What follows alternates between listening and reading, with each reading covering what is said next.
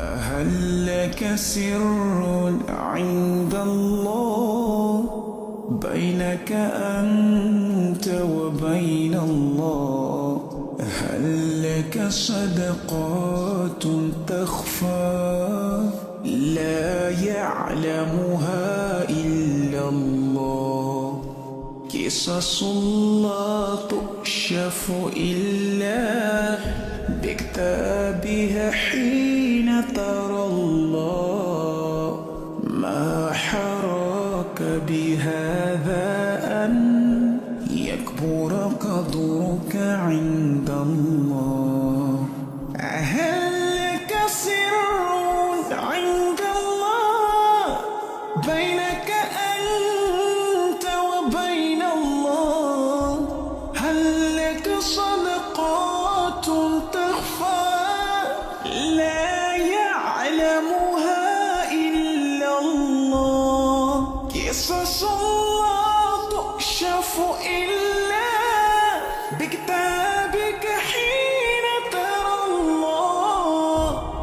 ما حراك بهذا أن يكبر قدرك عند الله. إلهي بقى ما هذا الكلام وأنا بعد علينا إلك معمول هديتهاي اسمه هديتهاي نبضون هديتهاي وحجرة هديتهاي وأنا بعد علينا ما عندنا هالكان ديار وحنا هاي حرقة إنه لو كتره عيلك الدقوبيد وبيها سيدينية. إلهي بقى ما هذا الكلام وحنا بعد علينا إلك ملك السوء جوان أنت كقيب قاطي هدي دبده جوان يا هدي دلك جوان أنت بقى aad iyo aad baan ugu mahad celinayaa u bogaadinayaa wafuud kala duwan ee ka soo qayb gashay xarig jarka ceelka dhammaystirmay ee santarka Dogob degmada Galxamur oo ay ugu horeeyaan isimada iyo waxgaradkeena iyo cuqaasheenna. Ilaahay baa mahad leh. aan u mahad celinaynaa in kulankan maanta uu noo qabsoomo. aan ugu mahad celinaynaa riyadii iyo qorshihii reer Dogobeed iyo waxgaradka iyo odayaashu in badan ay ku hawlanaayeen u qorshihii u fuliyey biyana laga gaaray hadafkii iyo ujeedkii la lahaana si nabadgelyo ah noogu dhammaystiray. odayaashii injineeradii nabadoonnadii iyo waxgaradkii u hawlanaa maalkooda iyo muruqooda iyo caqligoodana iskugu geeyey in ay suurto gasho ceelkaa isku tashiga lagu qoday oo bulshadu ay abaabulatay annagu ka maamul ahaan iyo dawli ahaanna aan taageernay. aad iyo aad baan ugu mahad celinayaa meesha ay ka soo qaadeen. ilaahay waxaan ka baryaa bedel khayr qaba inuu siiyo. waxaana uga mahad celinayaa sidii wanaagsanayd ee ay mar walba noo garab taagnaayeen noogu imaanayeen ugu qareemayeen bulshada baahidii ugu badnayd ee ay qabeen oo ahayd biyo. bulshada deegaanka ayana waan u mahad celinayaa sida wanaagsan ee ay uga qayb qaadatay ay uga qayb qaadanaysay xilli walba qorshe walba iyo wax walba oo kaga soo aadama hawlgalkaas iyo diyaarinta qorshaha sidii wanaagsanaad ay u garab istaagnaayeen. sidoo kale shirkadda qodaysay Kibako oo uu nagala joogo Faysal ayadana aad iyo aad baan ugu mahad celinayaa si ehelnimo leh walaaltinimo leh deegaan ah bay iyana noogu gurmadeen ugu istaageen ayagoon wax shuruudo ku xirinin in ay qorshahaas dardar geliyaan kana qayb qaataan doorkii uga aadanaana ay ka soo baxaan. ayana aad baan ugu mahad celinayaa wayna ku mahadsan yihiin. abaalka waan u haynaa. bulshadu hadday u istaagto inay wax qabsato waxaan caddaynayaa ka dawli ahaan iyo ka maamul ahaan inaan diyaar u nahay wax walba oo bulshadu qabsanayso xaafiiskii ay ku xiran tahay meel walba ay ku xiran tahayba inaan la fududayno qorshe ahaan iyo nidaam ahaanna ay ka bedelan tahay xilliyadii hore xukuumaddii hore ee waddanka soo martay sidii laga arki jiray aysan ahayn. xukuumadda hadda talada hayse oo madaxweyne Mustafa Maxamed Cumar uu madaxweynaha ka yahay iyo xisbiga barwaaqo ee hogaaminaya inay diyaar u yihiin una taagan yihiin xilli walba bulshadu wax walba ay qabsanayso inaan caqabad laga gelin. ilaah baa mahadle. ilaah ina awoodsiiyey maanta inaynu isugu nimaadno munaasabada tan horumarka beesha ama santarka Dogob dadkii u dhashay ay u sameeyeen iyadoo biyo la'aan hadda ka hor ahayd ay u sameeyeen biyo ay uga soo saareen ilaahay ugu soo dhiibay ama dibad ha jireen ama gudaha ha joogeene bacdallaahi iyagaan u mahadnaqaynaa horta dadkii wax sadaqaystay waxaa suurtowda inaynaan keligeen inaynaan kulligeen ahayne qayb innaga ina ka midii inay inoo sadaqaysay waana hubaalow isogna waxayna ahayd horumarka noocaan oo kale ah in walba intii meel degeni inay iyadu wax wada qabsato ilaahay baa hadda inuu ku soo dhiibey wax walbana mar bay bilowdaan waxaan dadka degaanka kula talinayaa shay waa la keeni karaa laakiin sida loo hayo baa adag ceelkan kharash badan baa hadda ku baxay halka mare uu cilladoobana ama bumbaduu beelaya ama motoor buu beeli biyaha ka soo baxaya kuma fillaan doonaan wixii ka soo baxa waayo arag baan ceelasha u ahay waxaan ku talinayaa inay beeshu xagsato oo haysato ilaa hadda waa loo keenaya oo weliba beeshii wax keentay aan lagu hadlayne degaanka waxa deganay inay ceelka haystaan baa la rabaa ila iyagaa waxaa la rabaa inay cabayeen waxaad kaloo ogaataan horumarka waada la wada leeya beel baa inoo keentay kulligeenna waa cabaynaa wayna ka dhexeeyaa beeshii keentay inta ka degan halkaan uma keenin ceelka dadkao dhan bay u keenay marka waxaa la rabaa inaynu nimcada ilaahayna siiyey ehelkeenna inuu ku soo dhiibey inaynu wada ilaashanno iyaga u ducayno ilaahna u mahadnaqno ilaah waa uga mahad celinayna iyagana xooggooda iyo xoolahoodaba ilaahay adduun iyo aakhiraba ha ku liibaan adduun iyo aakhire allah ha ku liibaan kulligeen intii u soo maaragtay ijtihaadayna dembigeenna iyo dembiga waalidkeena allaha dhaaf cafi iyo caafimaadna allahina siiyo waxaan u mahadinayaa allah subxaanahu wa tacaalaa noo suurtogeliyey maanta inaannu xarig jarno ceelkii santarka dogob ilaahay baa mahad iska leh alxamdu lilaahi rabbi alcaalamiin waa arrin weyn runtii oo aad iyo aad ilaahay in looga mahad celiyo mudan isku day bay ahayd aannu isku dayaynay